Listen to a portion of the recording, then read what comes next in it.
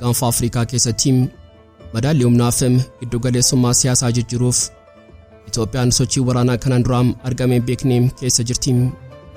Agarsiisni humna qilleensaa kanaan dura buufata waraanaa Bishooftuutti gaggeeffame meeshaalee waraanaa bitachuu qofa osoo hin taane tarsiimoo olaantummaa qilleensaa naannichaa irratti mirkaneessuuf karoorfamedha. Meeshaaleen waraanaa haaraa Raashiyaa irraa bitaman keessattuu xiyyaarota leenjii fi lolaa yak 130 jedhaman ja'a fi xiyyaara fageenyaan hordofamtu diroonii Oriyuun jedhamtu dhiyeessuun biyyoota akka Masrii fi Eritiraatiif ergaa ifaa fi jabaa dabarsee jira.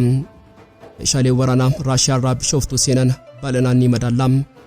Meeshaaleen kunneen hulaa galaanaaf dhiibbaa akkamii qabu? Badhanasaam qabannee jirra. Dubbii muummichi ministeeraa Abiy Ahimed Paarlaamaa irratti taasisan Eritrea Muddama keessa galchee jira. Muummichi ministeeraa keessattuu dhimma Eritrea irratti yeroo jalqabaaf ifatti qabxii yakka waraanaa fi saamichaa kaasuun isaanii jijjiirama tarsiimoo guddaa agarsiisa.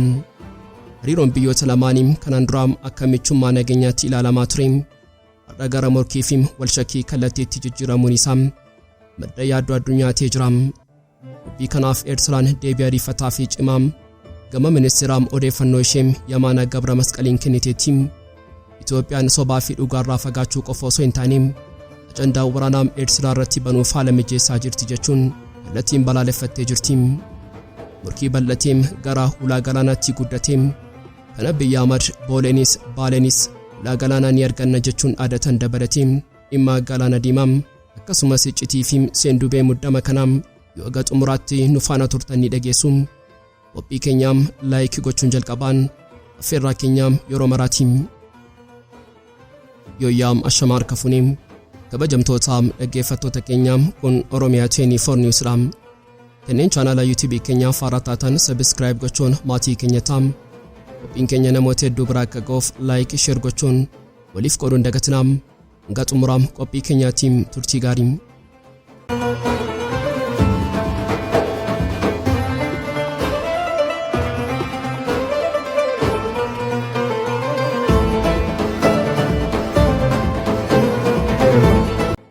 Gaanfa Afriikaa keessatti madaalli humnaa fi giddugaleessummaa siyaasaa jijjiiruuf Itoophiyaan sochii waraanaa kanaan dura argameen beekne keessa jirti. Agarsiisni humna qilleensaa kanaan dura buufata waraanaa Bishooftuutti gaggeeffame meeshaalee waraanaa bitachuu qofa osoo hin taane tarsiimoo olaantummaa qilleensaa naannichaa irratti mirkaneessuuf karoorfamedha. Meeshaaleen waraanaa haaraa Raashiyaa irraa bitaman keessattuu xiyyaarota leenjii fi lolaa yak 130 jedhaman ja'a fi xiyyaara fageenyaan hordofamtu diroonii Oriyuun jedhamtu dhiyeessuun biyyoota akka Masrii fi Eritiraatiif ergaa ifaa fi jabaa dabarsee jira. Yak 130 xiyyaara leenjii qofa osoo hin taane meeshaa lolaa baasii xiqqaan tajaajila adda addaa kennuu danda'udha.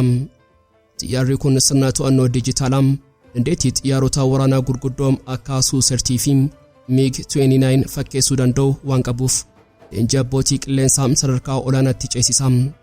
Dabalataan meeshaa toonii 3 fe'achuu danda'uun isaa lola lafoo irratti deeggarsa ariifataa kennuuf humna naannichaatti dorgomaa hin qabne isheef kenna. Gama biraatiin xiyyaarri fageenyaan hordofamtu Oriyuun isheen waraana Raashiyaa fi Yuukireen keessatti muuxannoo lolaa guddaa horatte Itoophiyaaf dandeettii odeeffannoo sassaabuu fi tajaajila basaasummaa madaala hin qabne uumti. Oriyuun sa'aatii 24 oliif qilleensa irra turuu dandeessi. Kun ammoo daangaa biyyaa eeguu qofa osoo hin taane bishaan Galaana Diimaa fi Hulaa Galaanaa irratti hordofii walitti dhufiinsa qabu gochuuf humna guddaadha. Xiyyaarri kun meeshaa waraanaa fageenya irraa ittiin rukutan waan hidhattuuf diinaam kallattiin osoo hin mul'atin dhimsa isaa danquu fi jilbeenfachiisuuf meeshaa tarsiimooti. Masriin dhimma Abbayyaa irratti, Eritiraan ammoo dhimma daangaa fi Galaanaa irratti Itoophiyaa waliin morkii keessa jiru. Itoophiyaan meeshaalee kanaan humna ishee yeroo gabbifattu tarsiimoon ishee inni guddaan dhiibbaa sodaachisaa uumuudha. Kunis diinni tarkaanfii waraanaa fudhachuun dura miidhaa isarra ga'uu fageessee akka yaadu gochuudha. Iccitiin guddinaa humna waraanaa Itoophiyaa inni biroon karoora hooggansaa biyyattiiti. Inni kun oduu waggaa tokko yookaan lama osoo hin taane karoora bara 2030tti humna qilleensaa biyyattii dachaan guddisuu fi xiyyaarota waraanaa dhaloota shanaffaa bitachuu irratti xiyyeeffatedha. Muummichi ministeeraa Abiy Ahimed dhiyeenya kanaan akka ibsanitti Itoophiyaan dinagdee guddachaa jiru irratti hundaa'uun dandeettii waraana ishee ammayyeessuuf baajata guddaa ramaddee jirti. Kunis Itoophiyaan nagaaf balballi ishee qophii ta'us humni kabajaa biyyaalessaa ishee tuqu hin rafuu kan jedhuuf dhaamsa cimaadha. Meeshaalee waraanaa bitachuu qofa osoo hin taane humna namaa ogeessa ta'e leenjisuu irratti xiyyeeffachuun ishee dandeettii Su-30K fi Su-27 isheen duraan qabdu waliin walitti makuun naannichatti humna qilleensaa sodaatamaa ishee taasisa. Gama biraatiin deeggarsi teekinooloojii biyyoota akka Beelaaruus irraa argamu keessattuu dhimma waraanaa elektirooniksii yookaan elektiroonik warfare irratti dhimma ittisaa biyyattii haalaan cimsedha. Meeshaaleen Beelaaruus irraa dhufan raadarii diinaa jeequu fi xiyyaarota fageenyaan hordofaman kan diinaa hojiin ala gochuu danda'an kanaan dura qabatamaan hojiitti hiikamanii jiru. Kun ammoo biyyoonni morkattoota ta'an teekinooloojii qabaatanis teekinooloojii isaanii jalaa jaam gochuun akka isaan hin fayyadamne gochuuf dandeettii iccitii Itoophiyaan harka ishee keessaa qabdudha. Tarsiimoon hulaa galaanaa argachuun kan dhiyeenya kanaan Somaalilaandii waliin godhamee deeggarsa humna qilleensaa cimaa barbaada ture. Itoophiyaan hulaa galaanaa argachuu qofa osoo hin taane bishaan sanaa eeguuf dooniiwwan waraanaa fi humna qilleensaa bishaan irraa barriisuun ijaaraa jirti. Walumaa galatti xiinxalli kun kan mirkaneessu Gaanfa Afriikaa keessatti Itoophiyaan madaallii humnaa masaraa isheetti jijjiiraa jirti. Meeshaaleen Raashiyaa irraa bitaman yak 130 fi Oriyuun Beelaaruus irraa kan argaman meeshaaleen elektirooniksii fi karoora waggoota 10 waliin walitti makuun Itoophiyaan gara suuper paaworii naannichaatti of jijjiiraa jirti.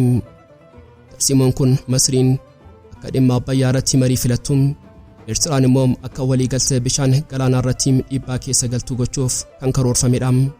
Gaaffii hayyoota tarsiimoo dhiphisaa jiru garuu humni waraanaa kun naannichaaf nageenya ni fidamoo dorgommii waraanaa haaraa bobeessaa kan jedhudha. Atoo malee Itoophiyaan iji keenya banaadha jechuun morkattoota ishee hundaaf akeekkachiisaa xumuraa kennaa jirti. Deebiin isaa humna qilleensaa Bishooftuudhaa ka'ee gola diinaa sakatta'uu keessa jira. Gaanfa Afriikaa keessatti yeroo ammaa madaallii humnaa fi dambalii siyaasaa biyyoota naannichaa raasaa jiru tokkotu dhalachaa jira.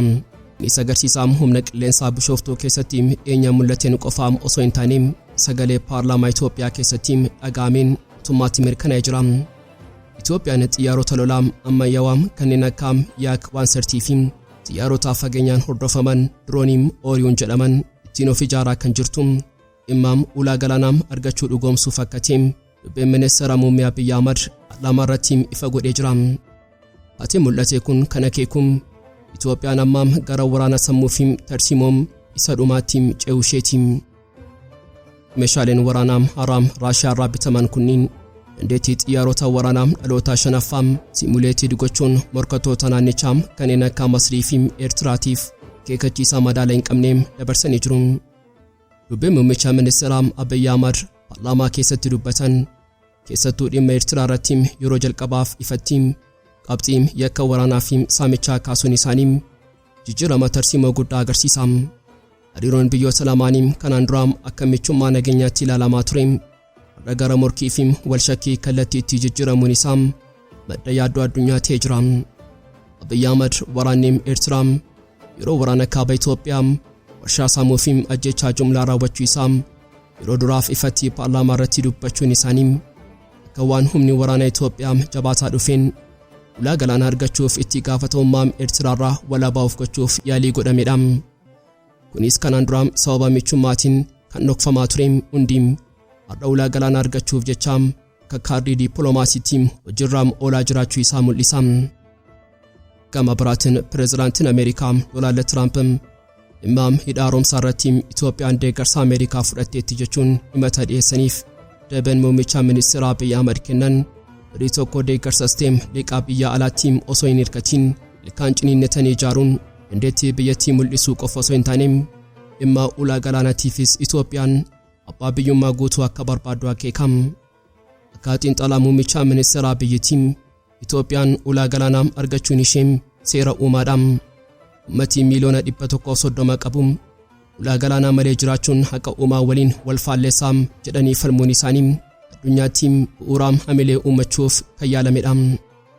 Akka herrega isaaniitti qarqara galaanaa kiiloomeetira 5,000 ta'u irratti uummanni miliyoona 25 qofti jechuunis Eritiraa, Jibuutii fi Somaaliyaa ajaja kennuun Itoophiyaan baay'ina miiliyoona 130 qabdu garuu Hulaa Galaanaa dhabuun ishee haqa dhabuun kan addunyaan hubachuu qabdudha.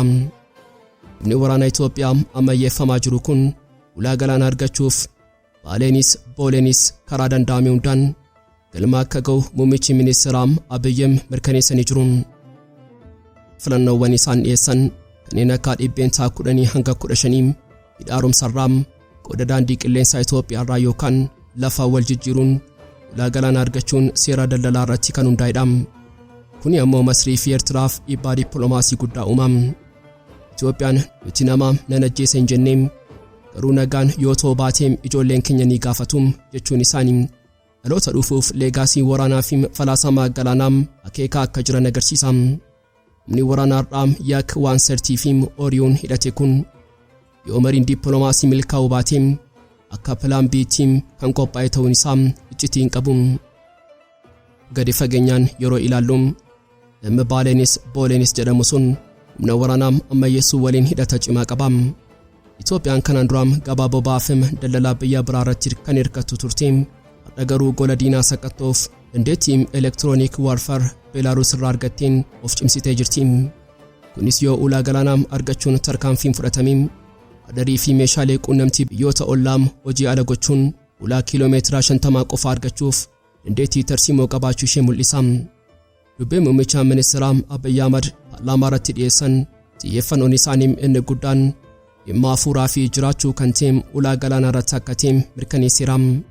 Taateen kun kan mirkaneessu Itoophiyaan amma gara aadaa guddummaa naannichaatti deebi'aa jiraachuu isheeti. Dubbii muummicha ministeeraa Abiy Ahimed dhimma Galaana Diimaa dhimma jiraachuu fi jiraachuu dhabuutti jedhu humna waraanaa Bishooftuutti agarsiifame kanaan deeggaramee yeroo dhiyaatu biyyoonni ollaa marii nageenyaa filachuuf akka dirqaman godha. Egaan Itoophiyaan Hulaa Galaanaa Diimaa argachuun ishee waan hin hafne ta'uu isaa falaasama seera uumaa fi madaallii humnaa ammayyaawaa kanaan dhugoomsuuf qarqararra jirti. Gaaffiin jiru yoom qofa osoo hin taane akkamitti kan jedhu yoo ta'u deebiin isaa immoo Baalenis Booleenis kan jedhu keessa dhokatee jira. Nuti amma kan arginu Itoophiyaan Hulaa Galaanaa argachuuf ilkaan ciniinnattee meeshaalee waraanaa sammuu diinaa jeequun hidhattee fi falaasama baay'ina miiliyoona 130 jedhuun addunyaa amansiisuuf halkanii fi guyyaa hojjechaa kan jirtudha. Kunis gaanfa Afriikaa keessatti seenaaraa fi madaallii humnaa bara baraaf jijjiiruun Hulaa Galaanaa Diimaa irratti bansiisuun isaa waan hin oolledha. Dubbiin ministeera MM Abiy Ahimed Paarlaamaa irratti dhiyeessan morkii waggoota dheeraa Itoophiyaa fi Eritraa gidduu jiru gara dambalii haaraatti ce'isee jira. Eritraan deebii ariifataa fi cimaa gama ministeeraa odeeffannoo ishee Yamaana Gabra Masqaliin kenniteen Itoophiyaan sobaa fi dhugaarraa fagaachuu qofa osoo hin taane ajandaa waraanaa Eritraa irratti banuuf haala mijeessaa jirti jechuun kallattiin balaaleffatteetti. Kunis michummaa yeroo waraanaa kaabaa fakkii ture har'a diinummaa ifateetti jijjiiramuun isaa dhimma suuper paaworii naannichaa ta'uuf yaalii godhamu gidduutti gufuu guddaa uumee jira. Seenaa diinummaa biyyoota lamaanii keessatti morkiin har'aa kun bu'uura cimaa waggaa 30 olii qaba. Erga Eritraan bara 1991 Itoophiyaa irraa adda baatee Hulaa Galaanaa to'atteenas morkiin daldalaa fi abbaa biyyummaa itti fufee jira. Waraanni Baademmee bara 1990 keessa lubbuu namoota 60,000 galaafatee fi dinagdee biyyoota lamaanii kuffisee madda dhiphinaa irraati. Erga muummichi ministeeraa Abiy Ahimed bara 2018 aangootti dhufanii araara buusanii badhaasa Noobeelii nageenya argatanii booda michummaan sun har'a gara madda waraanaa haaraatti jijjiiramuun isaa dippiloomaasii gootummaa gara dippiloomaasii morkiitti ce'uu isaa mul'isa. Xiinxala akka mirkaneessutti Eritraan Itoophiyaa qeequuf qabxii lamaaf fayyadamtee jirti.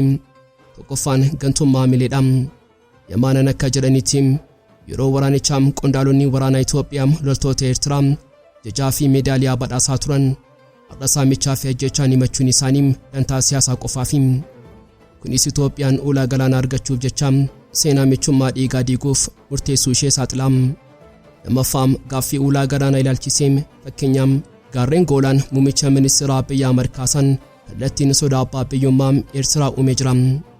Israa'el gaarreen Goolaan nageenya isheetiif jettee akka qabatte Itoophiyaanis nageenya isheetiif Galaana Diimaa dhimma dhuunfaa ishee gochuuf yaaluun ishee Eritraa biratti akka akeekkachiisaa waraanaatti ilaalama. Humni waraanaa Itoophiyaa ammayyeeffamaa jiru keessattuu humni qilleensaa yak waan sertiifaa dhimma hulaa galaanaa kanaaf dhiibbaa militarizimii uumaa jira. Eertiraan sobaa paartii badhaadhinaa bu'uura hin qabne jechuun morkii siyaasaa keessoo Itoophiyaas akka meeshaatti fayyadamteetti. Waliigalteen Piriitooriyaa inni TPLF mootummaa Itoophiyaa gidduutti mallattaa'e Eertiraa goota waraanarraa gara sodaa nageenyaatti jijjiireera. Walumaa galatti walgaarreeffannaan har'aa kun waraana qabatamaa bobeessuuf qarqararra jira. Muummichi ministeera Abiy Itoophiyaa fi Galaana Diimaan yoomiyyuu gargar ba'anii jiraachuu hin danda'an jechuun labsuun isaanii fi Eertiraan immoo kun sobaa ajandaa waraanaatti jettee deebisuun ishee Gaanfa Afriikaa keessatti dhiphina tarsiimoo uumee jira. Seenaan diinummaa waggaa 30 har'a dandeettii waraanaa ammayyaawaa fi dhiibbaa dippiloomaasii addunyaa waliin walitti hidhamee jira. Gaaffiin jiru Itoophiyaan hulaa galaanaa ishee seera uumaan mirkaneeffachuuf tarkaanfii lammaffaa maaliif fudhatti? Eertiraan immoo kallattii kanaan dhiibbaa dhufee fi shira meediyaaliyaa duraanii akkamitti ofirraa dhabamsiisti? Deebiin isaa madaallii humnaa fi obsa dippiloomaasii ji'oota dhufan keessatti mirkanaa'a. Gaanfa Afriikaa keessatti seenaa hulaa galaanaa dhimma dhalootaa kurnan hedduuf madda morkii waraanaa fi abdiis ta'ee dhufee jira. Itoophiyaan ergaa bara 1993 hulaa galaanaa dhabdee biyya lafaan marfamtee laandilookeed taateenas dhimmi kun madaallii dinagdee fi nageenya naannichaa irratti godhannisa guddaa kaa'ee jira.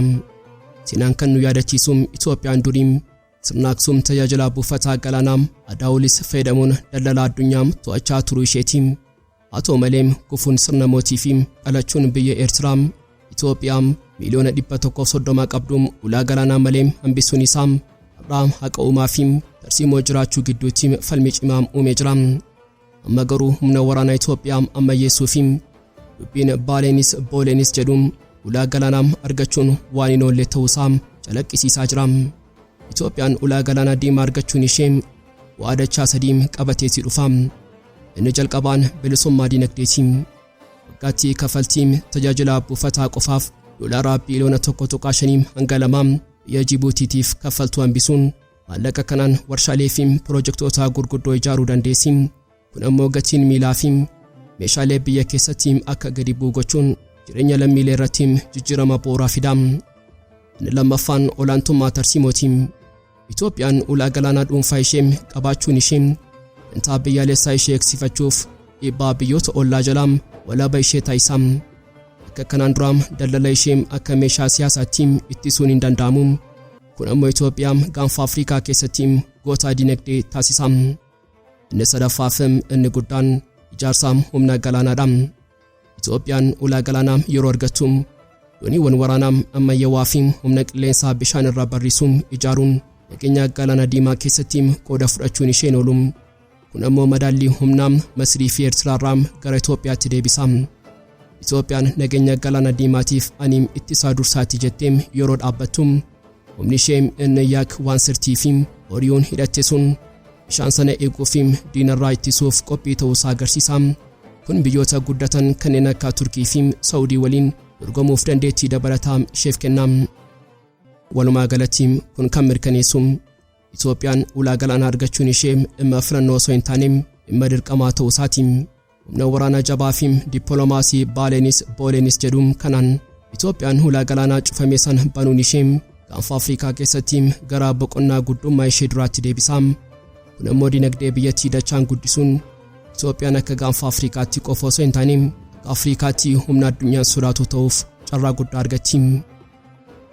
Egaan kabajamtoota dhaggeeffattoota Oromiyaa 24 News qophii guyyaarraaf qabannee dhiyaannee asumarratti goolama. Kanneen chaanala YouTube keenya Har'a taatan subscribe gochuun maatii keenya ta'aa. Qophiin keenya namoota hedduu bira akka ga'uuf like share gochuun waliif qooduun dagatinaa. Gaxumuraatti waan nu faana turtaniif galatoomaa.